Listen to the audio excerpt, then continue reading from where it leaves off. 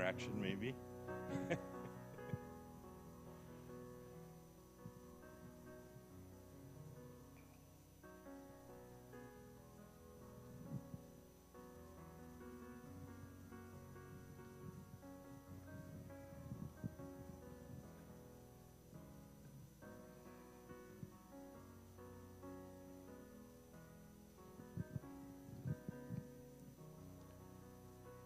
I'd say we can go ahead and start.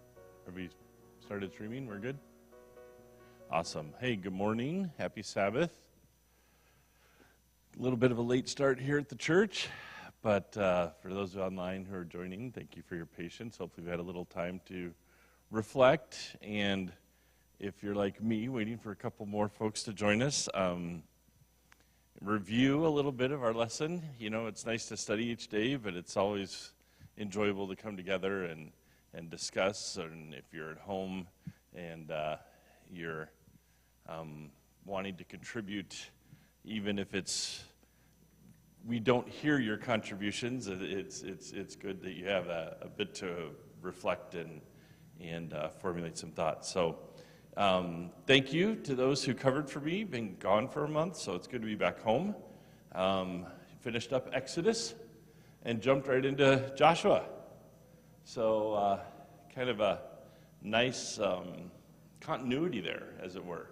Our lessons, at least, it's probably happened before, but it seems that they jump around quite a bit. And this one is kind of this continuity, which I kind of like, although I must confess that and it's a good thing that I'm working a little harder to figure out, this is what, some of the timing sometimes gets a little bit off, at least in my mind, and trying to keep it all straight.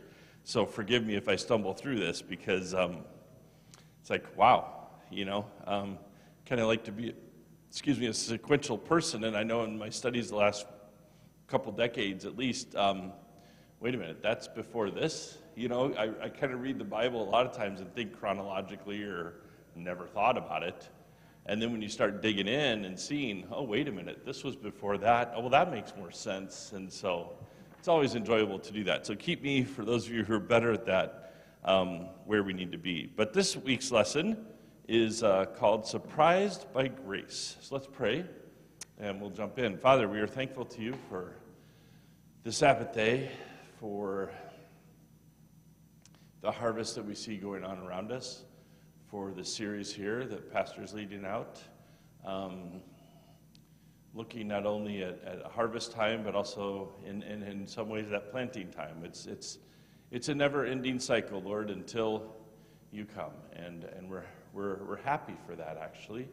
If we pause and we think that you provide us the ability to be your hands and feet, your partners, as it were, with this. So as we study of how you have done this before, and we know things are different, we also know that as humans we are much the same. And we should learn from that, we should grow from that, we should be encouraged, we should be discouraged in some level by seeing how, even after all these years, struggles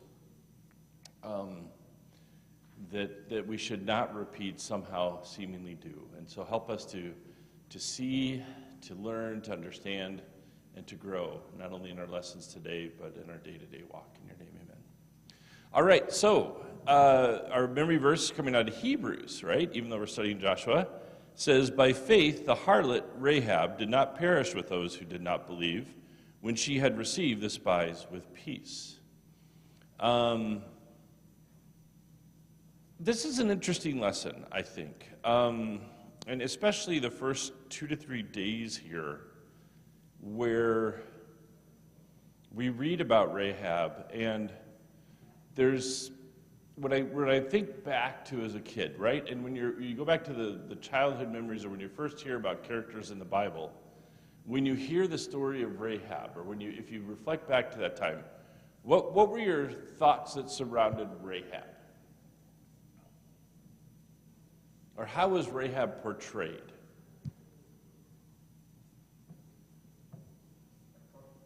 A prostitute, harlot. I think when I read harlot, I remember reading in Revelation, harlot, this isn't good. I don't think I really knew what a prostitute was when I first heard about it. You kind of, we're not going to talk about that, but you just sort of knew it wasn't good, right? And so, interesting. What else, though, besides that? I mean, isn't it funny how that label flies right out, but it's right here. What else was also shared about Rahab?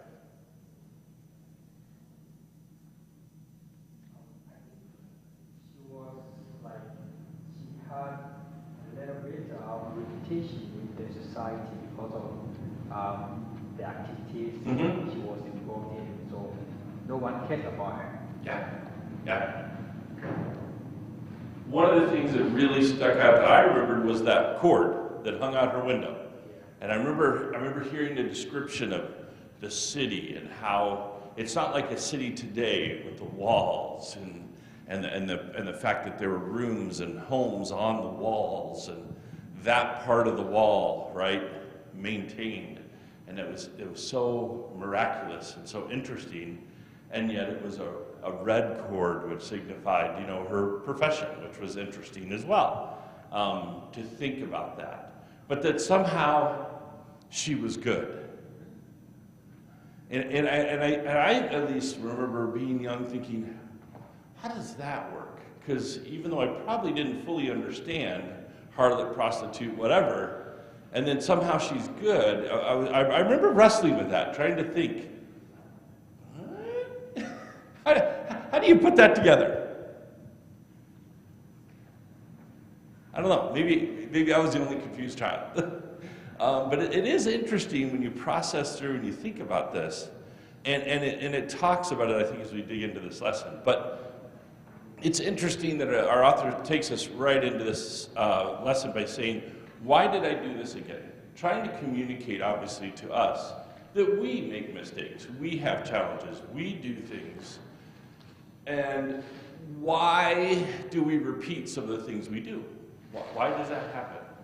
And this, I think, without saying it directly, like right to our face, is you picture the idea of a prostitute, Rahab, and you think to yourself, at some point does she say, I don't want to do this, or I shouldn't be doing this, or why am I doing this? It also begs the question, and I don't know, maybe somebody has the knowledge on this, how did the spies connect with Rahab? I mean, there's the insinuation, right? But it's never really projected directly out there. Because I don't recall any time coming through our church schools or life or whatever saying, okay, this is how you're going to be a spy. This is how you're going to be a good spy. I wasn't taught those skills. So, and yet, these are spies. Where do spies live? What's their, I mean, if you're going to go into a country and you're going to spy, right? How does that work? I mean, there's enough movies out there, and it's probably sensationalized, but just intuitively, now that I'm adult, I'm not going to just be waltzing into the, top places in the country and just say, hey, how's it going, guys, right? I'm going to be in the seedy areas, the background, hidden in plain sight, or hanging out where I won't be noticed. That's probably not going to be hanging out with the powerful and the rich. Is probably going to be with the prostitutes and the barflies and the challenging parts of society we don't always talk about. So how does this work here when we're thinking through this process of these spies coming in, and why and how Rahab becomes a part of this whole story?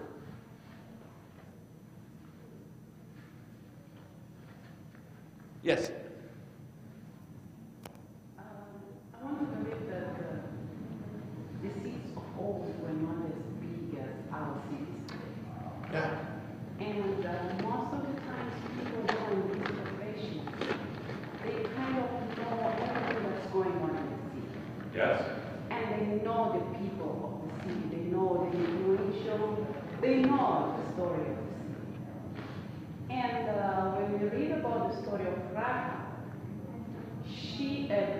about the God of Israel. And different from others, instead of having fear, there was kind of hope and belief that, brought, in a heart. And we do not know the circumstances by which she entered into this profession. Like, for example, Mary Magdalene, it's kind of a similar story. Right. So we do not know. And probably she was longing to be out of this office. That, well, by hearing about the people, the God of the Israelites, and knowing what that God could do, by having this desire to, kind of being out of this that she was doing, she knew eventually this city might be destroyed by the way it's leading its life. Now, by her knowing the people, the way people live, probably she might have seen the spies, right? And by knowing how, by looking how they, walk, the way they do things, like, these guys are not right. So that might have clicked in her head. And sometimes God places people in certain places to protect his own. And probably because Rahab had this soft spot for God, and by her having this relationship that these people are not for him, and God might have used her, put in that position to kind of be a way of escape. And God, who sees our hearts, knew that Rahab may be in need of salvation, so connects both of them, so she becomes a source of help to the spies. At the same time, she also gets the blessing of the Lord. But there was something about her that was, sometimes we look down at people in those situations, Right. but sometimes they can have better understanding than us who may be in a better position. They are more sensitive to everything that goes around.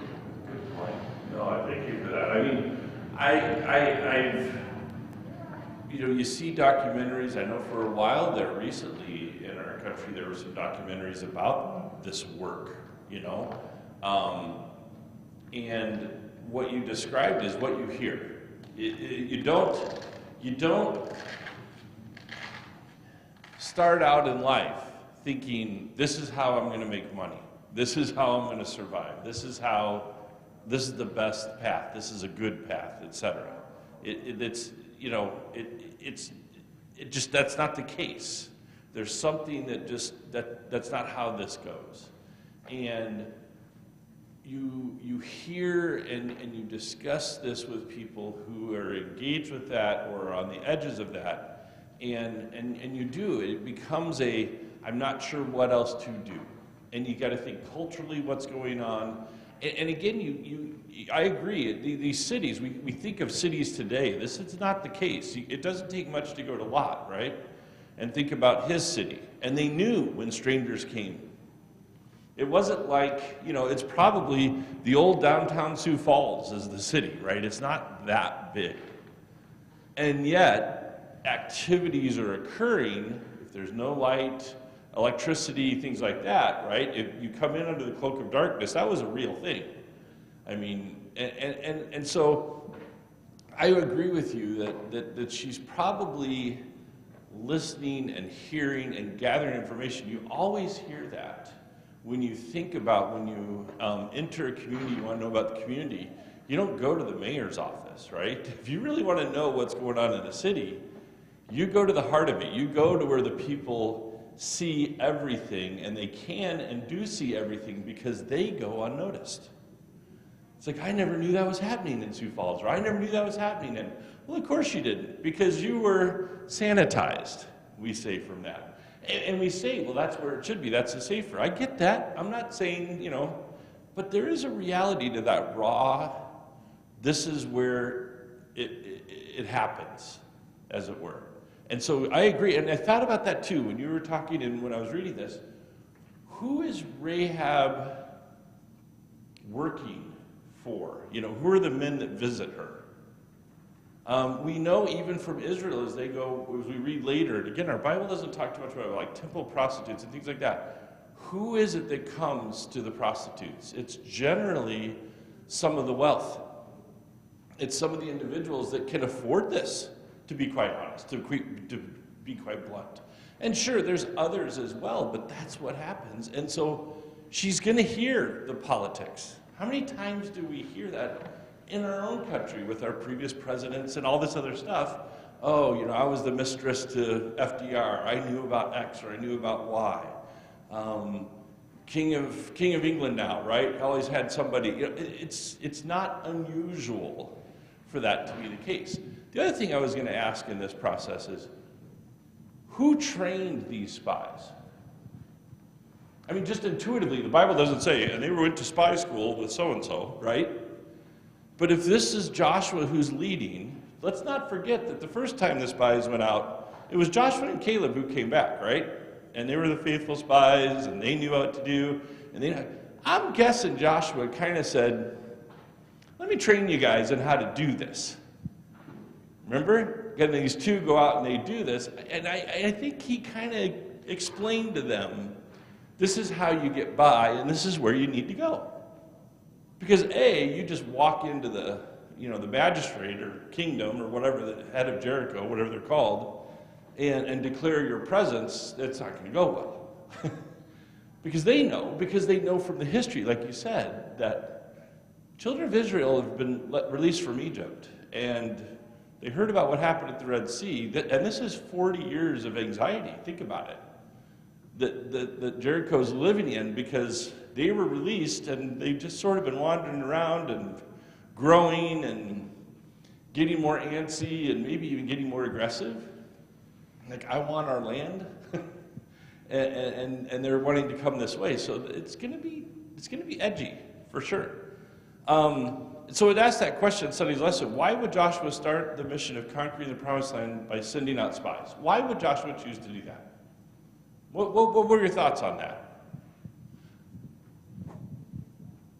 Besides, I tipped my hand a little bit by saying, he was a spy himself, so he went down the road, and I'm sure there's something in Joshua thinking, if they'd have just listened to me and Caleb, it would have been different. So I think that in some level he saw the value of the spies. He saw the value of the knowledge. But why not just, God says he's going to do this, wait, and God says, okay, go do this. Why send spies? Why take it into your own hands? Or did they? Maybe God told them. I don't know. Or do we have insight? I would think that part of the mission of the spies would be, if you're talking about taking, moving into a territory, you would want to know where certain things were, sure, where defenses were, where, where armies are, whatever. I think you'd want to just try and kind of get a lay of the land, even though did they really need to? I don't know. Like you said, did God tell them to send spies in, or did they just do it on their own? And was it? I don't know. Yeah. It's hard to say. Yeah. Yes.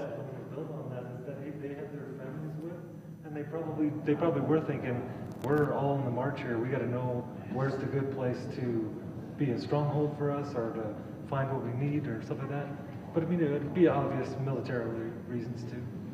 Yeah. I mean, it's kind of the human nature, right? But all of this is fighting human nature.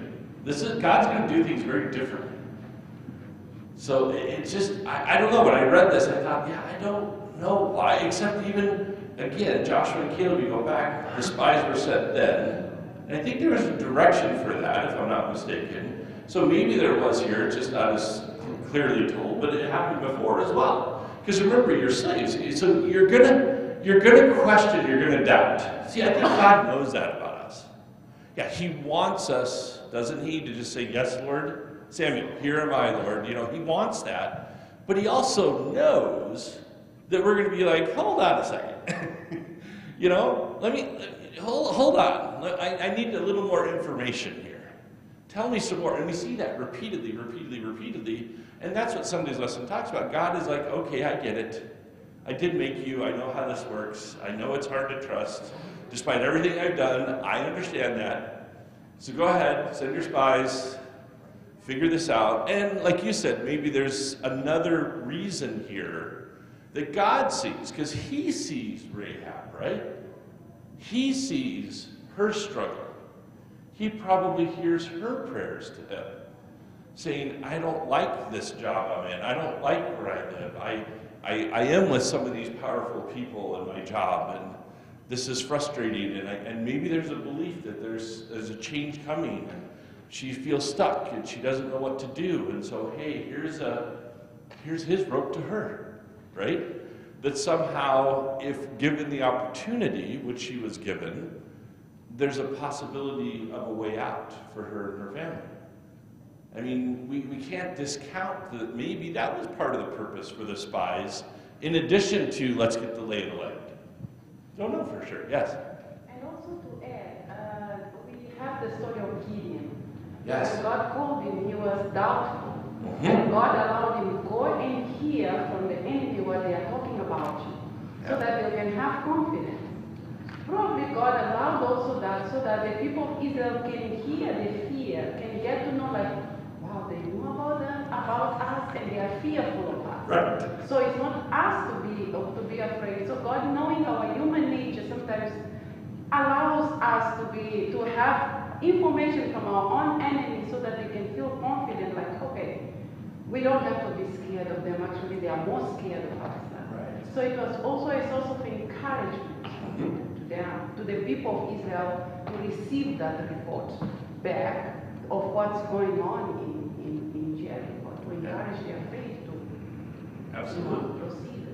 Yeah, no, I think there is some truth to what you're describing there, and knowing human nature and how we feel, because I'm trying to picture, project, if I'm in this camp and I've grown up now wandering in the desert, right? Because if I'm not mistaken, we're about to enter those who left Egypt are dying out. That generation is over, right? Moses is gone. I mean, that's done. So these leaders, we know Joshua, came out too, but that leadership group is gone now. So it's the next generation coming along, and what they have led is this 40 years of wandering, and now it's time to do this, but they can't feel incredibly confident, can they?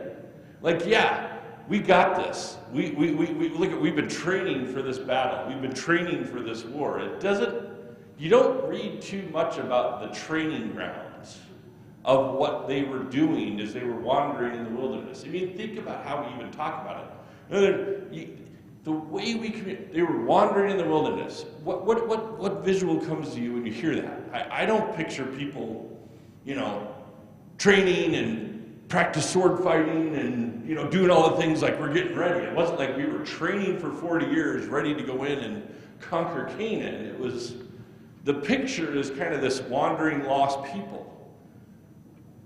But I don't know how much of that's actually true when we pause and think about it. Maybe there was more of the training and the activity. I mean, again, how did they know to be spies? How did they even know what to do? That doesn't sound like a wanderer going, I'll just go over there, see what happens. I mean, I think there's a little bit more that we don't always hear or understand when we read the accounts in the Bible. And we don't know why we're not told that. But it does seem to make you pause. And when you're reading Sunday's lesson about second chances, then you get into Monday, and so it talks a little bit more about Rahab. So in Joshua and Hebrews and James, as you read through that, I wanted to, it was very interesting how the author went down the road of Rahab lying, and yet it's okay.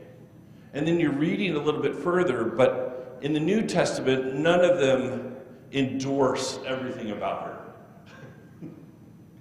What's the point of that? I was trying to figure that out. Are we worried that people will hear the story of Rahab and go, so it's okay to lie, it's okay to be a prostitute, it's all good. But oh wait, in the New Testament it says, how do you reconcile the use of someone that we would probably struggle welcoming into this plan and to how we are to treat individuals in those settings? but don't endorse it. It just, I don't know, there's something odd as I see this. It's kind of like, we accept you despite. But isn't that all of us? I struggle, as you can tell, I struggle a little bit with Monday's lesson, trying to understand, it's true the New Testament commends her faith. Like, well, that's good, but, they don't use the word but. They went to that school where you don't say that anymore, yes. So this brings up the whole Corrie ten Boom lying to the German soldiers to protect the Jews, Yes. Is the commandment, thou shalt not lie, is that really what lying to protect ourselves? Lying to cover up something I've done. Whereas in Rahab's story, and like if you're telling bad people something that's not true to protect good people. I mean, I think everybody in this room would struggle with that. It struggles with this. The cut and dried, you don't lie about anything ever, no matter what, no matter who you're protecting, no matter what, you don't ever lie. You don't lie to protect your kids. You don't lie to, Right. I think that's a struggle for every human being to think that isn't acceptable in like Rahab's choice or in Rahab's story and in Corrie ten Boom, Right, and yet it seems like the author is talking about what we still can't condone this and accept this. So can we? Are you proposing that maybe that is okay? And that's a hard thing to wrestle with. And that's why we talk in Sabbath school. I'm over here twisting the same way you are. Yes. I would make a reflection about how when Jesus was asked, "I've come to abolish the law," and then, but then he said, "What is the greatest commandments?" When he started being pressed on the legality of things, he was focused on the heart, Yes. and it was kind of like, hey, it's like the world is kind of like in one sense, like if you were trying to fight a war, of course you would want to tell your enemy a lie. Right. Of course you would want to fool them. It's like it's so much grayer, Yeah. So where do we go with this, Chad? I wonder if some of the reason why we're uncomfortable with it is, does God ever lie? Right. So because there needs to be like the purity of the absolute correct ultimate standard, and then humans start adjusting things. I was just looking up Islam because I remembered that like in Islam there are certain situations that it is permissible, especially if you're against someone that you're at war with, that it's totally permissible to tell a lie. And I guess also, for spousal harmony, so a husband and wife can lie to each other if it helps, if it's for the greater good, right? And so I think that makes us uncomfortable because it's like, well, who decides what the greater good is, and who decides when it's okay to do this? And then, in the Bible, I don't think we have examples of God lying to people, right? No. Doesn't always give us all the information. But doesn't willfully deceive people, right? There you go. And that's a threshold. Right. I mean, you hit that spousal one, it's that question, how does this look? I mean, it looks great. I mean, you know better. Because to you, it probably does. Or maybe it's fine, but what's the point if you say, but if it's, something tucked in and not, something exposed, whatever, then you would speak up about that. I mean, what's the heart? What's the heart behind it, like you're describing? I mean, because even our eyes don't always see things exactly perfectly. We don't have God's mind in that way. So what is the point of saying that? Like you said, to protect harmony or to protect lives. What are you doing there? How does that go? And that's the other thing. We always hit this lies of omission, lies of commission. It's a parental trick. If you don't tell me, that's lying. So you kind of that guilt thing to make sure you hear everything you're supposed to hear. Well, at what point? And I remember being an adult coming along and going, just because I know it doesn't mean I have to tell it. But in our world today, isn't that also even more so? You got to put everything out there. And if you don't put everything out there, you're not truthful. Shannon, please come back. Go ahead, Chuck. Oh, okay. Well, no, I just think the other interesting context, and I'm not saying it's right, but in Judaism, in modern practice, there is the whole thing of like, well, I won't go turn off the light switch, but I can have this non-Jew do it for me, and it's okay, that's not a sin, right? So, you know, there's all these special exceptions of like, well, she was not one of us, so she could lie and do these things, but we would never do that, right? Right, and we don't condone it. Yeah, that's but she happened to do it and help us, so I guess it's okay. Yeah, it ended up being okay, but she could have suffered consequences, you know. Yeah. And I'm sitting here trying to think. Chad mentioned something about God never. Do we have any case in the Bible where God lies? And I'm just trying to think of any situation where God would need to lie. You know, He is truth. He's on a completely different plane of truth and existence than we are, living in a world of sin and evil. And you know, I just struggle. I'm sitting here struggling to think of any situation where God would need to lie, whereas, you know, like in Rahab's story, I don't know. Yeah. Well, I think I've shared this once before, and it took me a while to understand it, but we were in physics class at Union College. And my physics professor, he was talking about something. I think it was in the second semester. And when you're sophomore in college and you're not a physics major, you do what you need to do, but you really don't completely understand everything, right? And you're trying to work on it, you're trying to figure it out, and it's going along, and, you know, and then I'll never forget a class where he says, you all understand that I'm lying to you. And we were just like, what?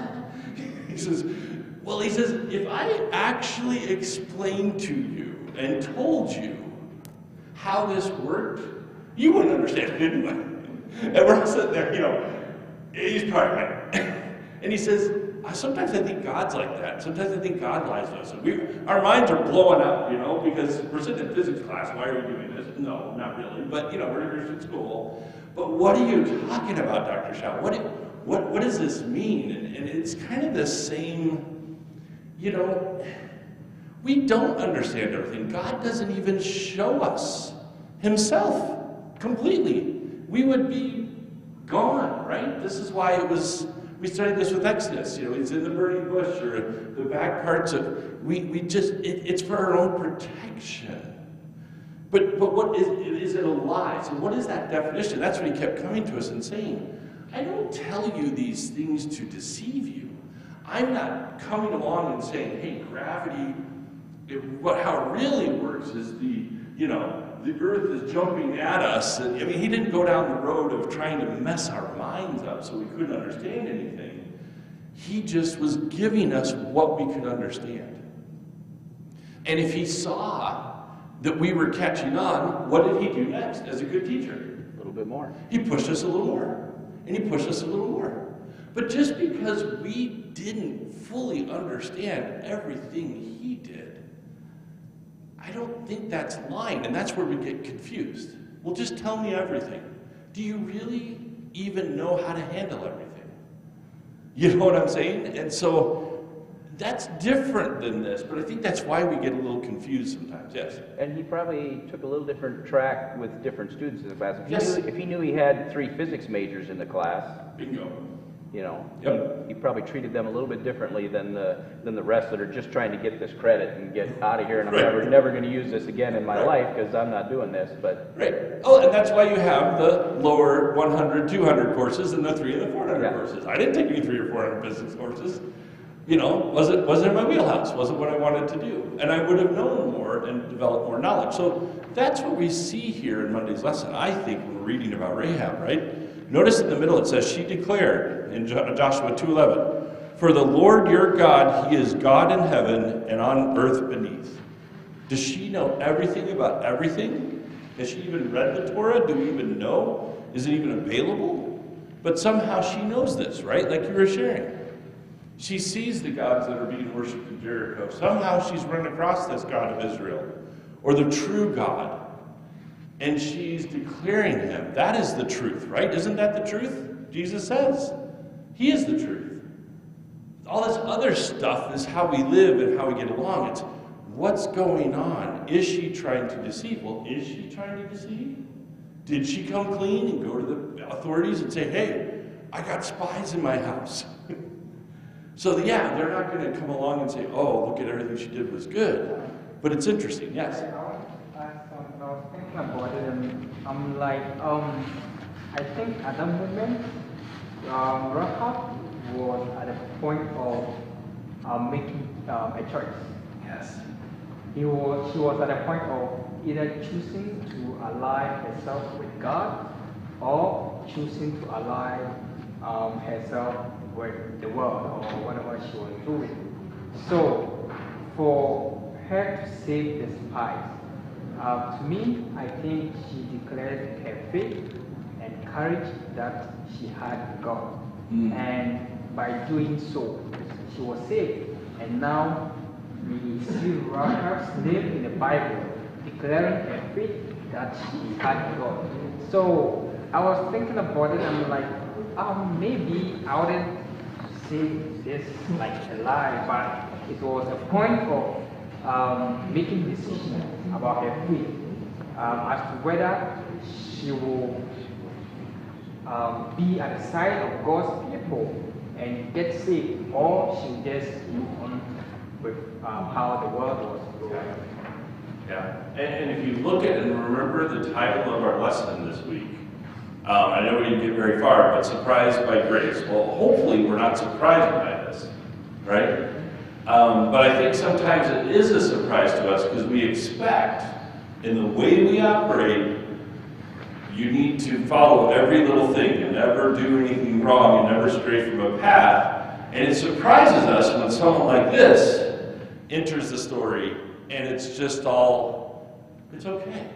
Because the choice was made. How is that different than the thief on the cross who made the choice? You know, there's so many opportunities that we see this. And I think the call is to say, that's what you're looking for. That's what you're looking for, is that conversion, that connection, no matter when it comes and no matter what's gone on before. That's the key to all of this, and it shouldn't surprise us. But unfortunately it does, and it still does, yes?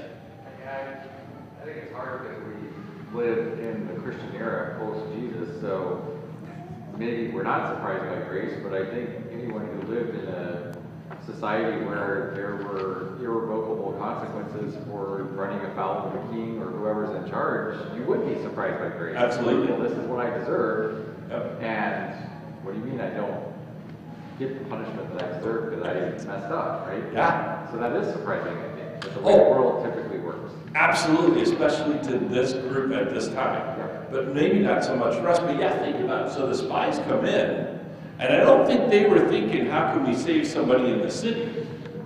Or I'm going to find somebody who could be saved. I don't know that was their motivation as we're coming in. And so it's like, whoa, wait a minute. A prostitute, a harlot, you know, yeah, she protected us, she lied for us, or however that worked, but, you know, that's what we do. You know, we use the heathen to flip on the lights or whatever else it may be, right? But she actually loves God, and God overlooks that. All the other stuff He overlooks. That's what grace is. I mean, it's the beginning of understanding that. And it's not going to feel right, and they're not going to understand it. And we still struggle with it, right? And I know we're out of time. Sorry.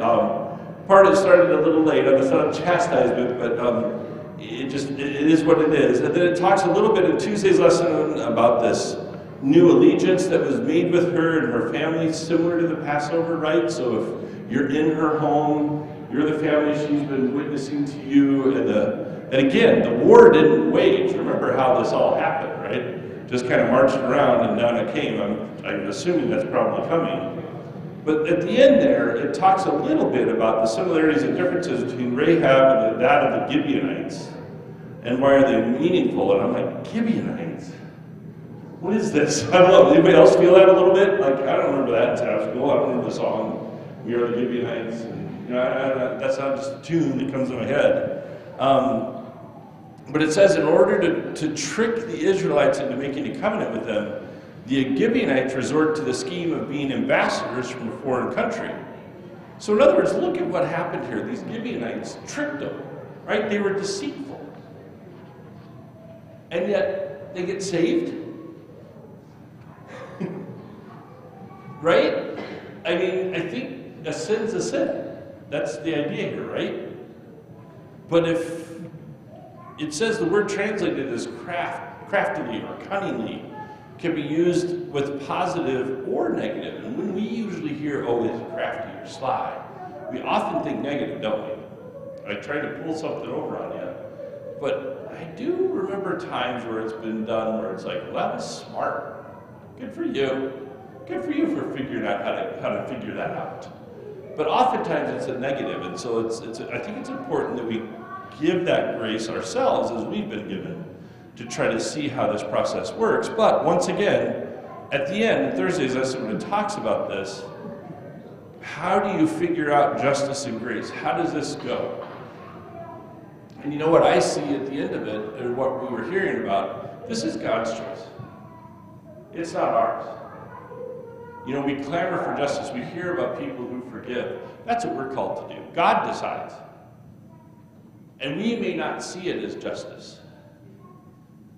But He's the one who knows the beginning from the end. He's the one who knows this motivation we talk about. Is it in their heart and that's who they are? Or did they get a new heart created in them? We wouldn't have done that. So how would we know what to do next? That belongs to Him, right? And we need to remember that. And it talks about that you know, you don't do this. We made a covenant, whether we did it right or wrong, God will honor that, and people will make choices beyond it. That's just how it works. And that's why it says be careful and slow of making covenants in God's name, because you're kind of, you know, you can't speak for Him, and that can get you in trouble. But anyway, more to come as we keep studying Joshua and this next step in the Israelites' journey. Let's pray as we close. Father, we are thankful that you love us so much, that you keep working with us. Over and over, we stumble, we fall. Lord, hopefully when we do, our eyes are always on you. That we look to you for salvation. We look to you for understanding. That we may have fellow people on our journey or people around us that can be supportive, Lord, but the answers come from you. And help us not to be surprised by your grace. We can picture a time where that would be the case, but Lord, we live in a world, we hopefully experience grace. That's what we are to be about. Help us to freely give as we have freely received. In your name.